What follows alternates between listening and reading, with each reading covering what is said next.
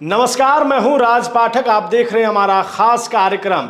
क्या बीजेपी को एक बार फिर से इस बात का एहसास हो गया है कि जो लोकसभा चुनाव के दौरान कुशवाहा वोटरों का साथ उन्हें नहीं मिला और यही कारण रहा कि वो बीजेपी जो है वो बिहार में बैकफुट पर आई। 5 से 6 सीटों पर उनको साफ तौर पे नुकसान झेलना पड़ा। एक बार फिर से बीजेपी वही फैसला करने जा रही है जिसका नुकसान वो लोकसभा में उठा चुकी है। ऐसा हम क्यों कह रहे हैं, हम आगे की खबर में आपको बताने वाले हैं।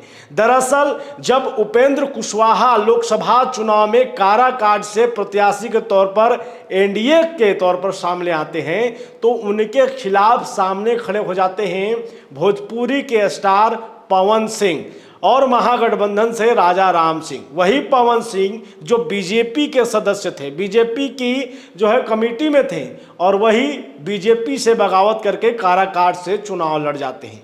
इसका नुकसान इस कदर होता है कि उपेंद्र कुशवाहा तीसरे नंबर पर काराकाट में आ जाते हैं। सिर्फ तीसरे नंबर पर नहीं आते हैं, उपेंद्र कुशवाहा को लेकर के नाराजगी जो है वो सोशल मीडिया पर सामने आती है। और सिर्फ उपेंद्र कुशवाहा पे नहीं, कुशवाहा जाति को लेकर के जो है नाराजगी सामने आती है। और यही कारण होता है कि कुशवाहा जो वोटर्स थे वो एकजुट हो जाते हैं, एग्रेसिव होकर के एनडीए के खिलाफ वोटिंग कर देते हैं। क्योंकि कुशवाहा वोटरों को 2 कारण सामने आ गया था जिस वजह से वो एनडीए को वोट नहीं दे सकते थे। जिसमें पहला कारण तो ये था कि बीजेपी ने खास करके जो है वो लोकसभा चुनाव के दौरान एक भी कुशवाहा जाति के जो है प्रत्याशी को मैदान में नहीं उतारा था। और दूसरे कारण थे भोजपुरी के पावर स्टार पवन सिंह। दूसरे कारण पवन सिंह क्यों थे? इसलिए थे क्योंकि वो बड़े स्टार थे, देश भर में उनकी चर्चा हो रही थी, उस सीट की चर्चा हो रही थी। और जैसे जैसे सीट की चर्चा होते जा रही थी बीजेपी को लेकर के कुशवाहा जाति के वोटरों में जो है गुस्सा भड़कते जा रहा था। और यही कारण था कि बीजेपी ने ऐन मौके पर पवन सिंह पर कार्रवाई किया, क्योंकि उन्होंने इस गुस्से को देख लिया, भांप लिया, लेकिन देरी कर दिए। और यही कारण हुआ कि वो चुनाव हार गए। बाद में क्या हुआ? बाद में वही उपेंद्र कुशवाहा को लेकर के बीजेपी ने जो है इसी डैमेज कंट्रोल करने के लिए, कुशवाहा जाति को फिर से अपने साथ जोड़ने के लिए नवादा जो राज्यसभा सीट था जहां से विवेक ठाकुर लोकसभा का चुनाव लड़े, उस सीट पर उपेंद्र कुशवाहा को उम्मीदवार बना दिया। उपेंद्र कुशवाहा जो कि नॉमिनेशन करने की उनकी आज की तारीख थी, लेकिन आज उनका नॉमिनेशन नहीं हो सका। क्यों नहीं हो सका? कई सवाल सामने हैं। आज की तारीख में दिक्कत क्या थी? तो आपको बता दें कि आज बीजेपी जो है दिल्ली में बड़ी बैठक करने वाली।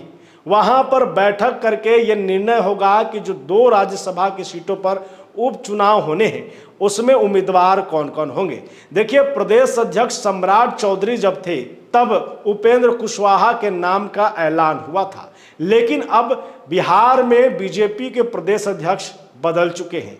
बीजेपी ये समझ चुकी है कि कुशवाहा जाति के नेता को अगर हम लीडर बनाएंगे तो उसमें कुशवाहा वोटरों का समर्थन हमको नहीं मिलेगा। यह साफ था कि सम्राट चौधरी प्रदेश अध्यक्ष जरूर रहे, लेकिन उनके अध्यक्ष रहते हुए भी कुशवाहा जाति का वोट जो है वो महागठबंधन को चला गया। और ये बीजेपी समझ गई है कि कुशवाहा जाति का जो वोट है वो अपने तरफ लाना है तो कुछ और करना होगा। और यही कारण है कि उपेंद्र कुशवाहा जो आज नॉमिनेशन करने वाले थे उनको फिलहाल रोक दिया गया है।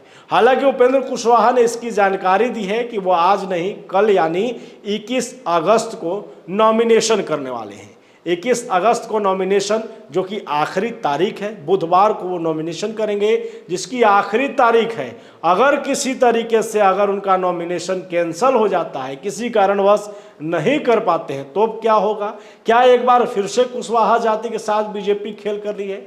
दूसरी तरफ अगर ध्यान देंगे तो बीजेपी को जो फायदा उपेंद्र कुशवाहा से चाहिए, क्या उपेंद्र कुशवाहा उस सक्षम के नेता हैं जो उन्हें विधानसभा चुनाव के दौरान कुशवाहा जाति का वोट जो है वो बीजेपी की तरफ टर्न करने में वो काम कर पाए? कई चीज़ें सामने आ रही हैं। देखिए, उपेंद्र कुशवाहा जो कि अपनी पार्टी बना करके कई बार सामने रहे हैं, कभी महागठबंधन में, कभी एनडीए में, और ऐसे में बीजेपी के लिए ये सबसे बड़ी मुसीबत है कि उपेंद्र कुशवाहा को अगर हम राज्यसभा भेजते हैं तो क्या वो विधानसभा से पहले तक हमारे साथ जुड़कर रहेंगे, हमारे लिए काम करेंगे, या फिर जो पिछला रिकॉर्ड उनका रहा है उसी तरीके से वो राह अपना लेंगे।